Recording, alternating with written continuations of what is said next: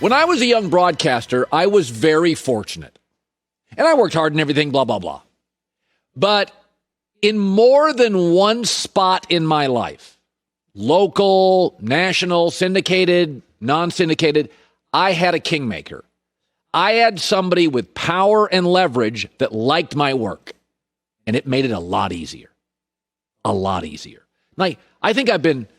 I've earned some of the stuff and I've worked hard, and I'm not going to be falsely humble here. I'm pretty good. But the point is, when you're young, it really helps to have somebody bang on the table for you. Somebody that gets into meeting rooms that I don't get into. Somebody that gets into corner offices I can now get into, I didn't get into. Somebody to bang on the table and say, she's really good. He's really good. You got to give him a second listen. They deserve that job. Well, they're not qualified. You got to give them that job. I don't know if I know. Go for it. Kingmakers. I had a couple. That's why I'm here. Here's the thing about Dak Prescott. Mike McCarthy's the coach of the Cowboys now. He's a Super Bowl winning head coach. So how much influence does he have in Dallas? Well, we know the story on Jerry. But he's got some influence, right? I mean, hell, Matt LaFleur in Green Bay has influence. We could tell that by the draft. So if Matt LaFleur has some influence, Mike's got some. I don't think Mike's banging on the table for Dak. Doesn't mean he doesn't like him. Doesn't mean this year he doesn't want him. But Mike didn't call Dak for like a longer than you'd expect time after getting the job. That's weird. Mike worked with Favre and Rodgers. When you go from a Mercedes to a Honda Accord, nothing against Honda Accord. It is different. And Mike McCarthy now has something he has never had. An owner and a wheeler-dealer owner. I don't think Mike McCarthy's going in and slamming his fist on the table for Dak. That does not mean he doesn't like him. But I think Mike McCarthy is saying what a lot of people are saying.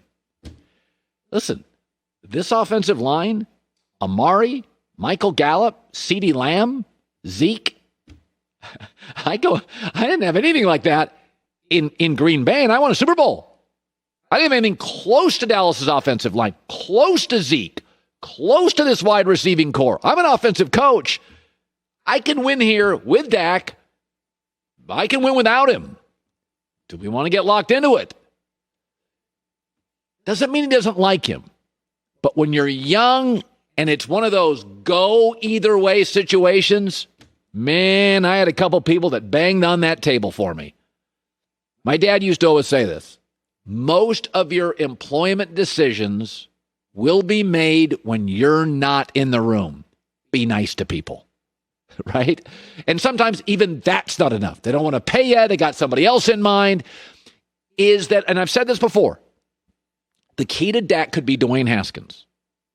If Dwayne Haskins works in Washington, and I think it's 50-50. I liked him out of college. I really did. Last year, some stuff I didn't like. Selfie during a game, not a big fan of. But if it works, and I think it's a coin flip, you're going to have 7 or 8 quarterbacks available next year. Cam could be available. Derek Carr could be available. 3 high-end college quarterbacks could be available. And you got about 4 teams that need a quarterback. I mean, you have Andy Dalton. I don't think that's the answer. I just wonder if McCarthy was banging on that table, would the deal be done? And I'm not saying McCarthy doesn't like him, but you can't tell me he doesn't have some influence. If Matt LaFleur's got some, Mike doesn't have any with a Super Bowl ring. Things to talk about. Wouldn't be shocked if Dak did sign a deal and it's been, a game of chicken, so to speak.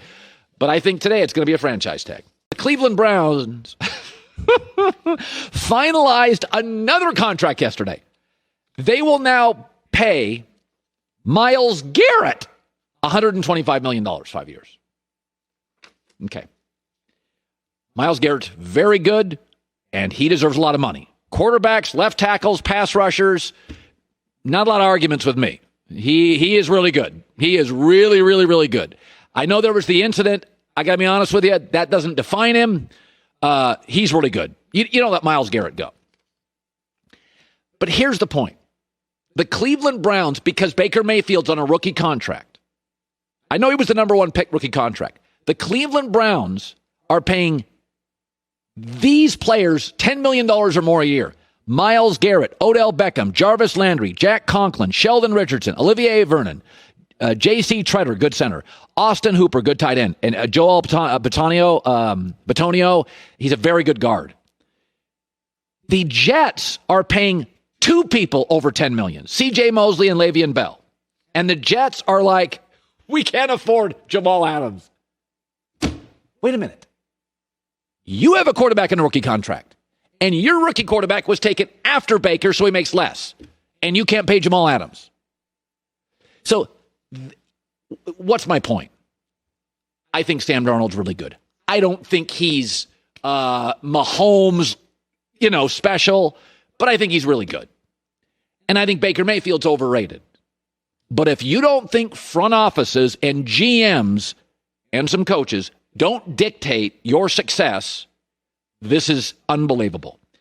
The Jets a year ago had a Pro Bowl kicker and a Pro Bowl kick returner. The kick returner was Andre Roberts. He was a Pro Bowl kick returner. Jets were like, we can't afford him. He signed for 2 years and $4 million. Their kick returning unit went downhill after he left. They had a kicker, Jason Myers.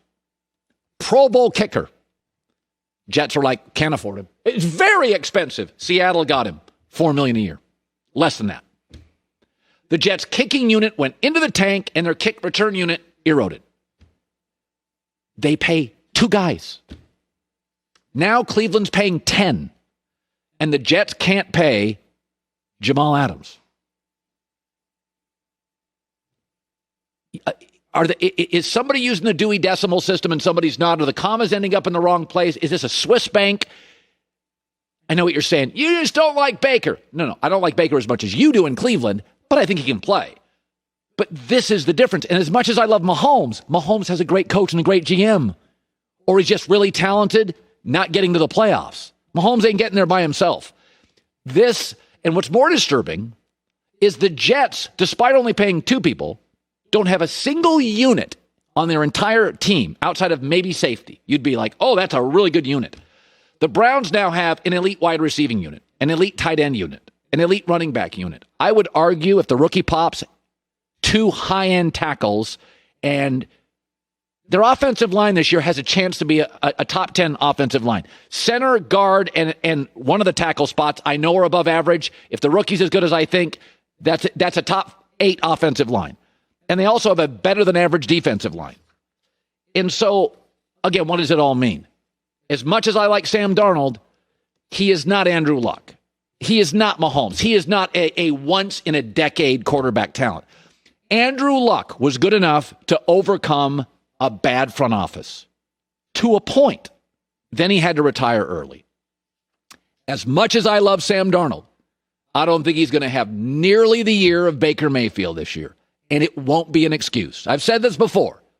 An excuse is the dog ate my homework. A reason is the school bus got T-boned on the way to school. That's why I'm late. This is not an excuse. The New York Jets couldn't keep Pro Bowl kickers and kick returners, won't pay Jamal Adams. Still, the money, they don't have an elite unit. And Cleveland signs, and good for Cleveland, because he's a really, really good football player. Cleveland signs Myles Garrett to $125 million. They're paying Landry. They're paying their tackle. They're paying their tight end. They're paying Odell Beckham. They're paying Sheldon Richardson. It's incredible. I mean, it's, I always feel lucky that outside of my first job, which you just, kind of take what you can take, even then, I had choices. When I got out of college, I had 3 offers out of college, and I took Las Vegas because it was better than Midland, Texas, and Spokane, Washington. It was a better job. I had choices. This is why I feel bad for pro athletes and why I always support players moving. I support Kevin Durant moving. I didn't like his last move, but I supported him in his previous move. Is that, can you imagine working so hard your whole life? I mean, you just think about this. Forget the money. Everybody always goes, well, the players make a lot of money. You work your whole life. You dedicate yourself to basketball or football your whole life. And your reward for being great is you go to the worst operation, the worst owner, and the worst GM. You know, when Kevin Durant left, I always laughed when Kevin Durant left. He shows no loyalty. Kevin Durant went to Seattle. The owner said, I'm buying the team. I'll never leave it. And the owner moved to Oklahoma City. You think maybe? He thought, this loyalty thing I'm not so sure of. They had James Harden. The general manager's like, yeah, let's get an end table for James Harden, send him to Houston. Do you think Kevin Durant at one point went, you know, I'm looking at the loyalty thing. I'm not really sure I buy into it. And you're crushing him on loyalty. By the way, an owner can make money forever. A GM can make money forever. A player's got about 8 years to make it. So as much as I love Darnold and as much as sometimes Baker I think is overrated, Baker's going to have a much better year. He's going to have a much better year. The Browns are a much better team with multiple elite units, and Sam Darnold will be bailing water and probably won't even get Jamal Adams. Because if the kick returner and the kicker were too expensive, forget Jamal Adams. Hi, everybody. Thanks for watching. Subscribe here to get the latest from the show. Also, be sure to check out more of the best clips from The Herd or go watch a few segments from other shows on FS1.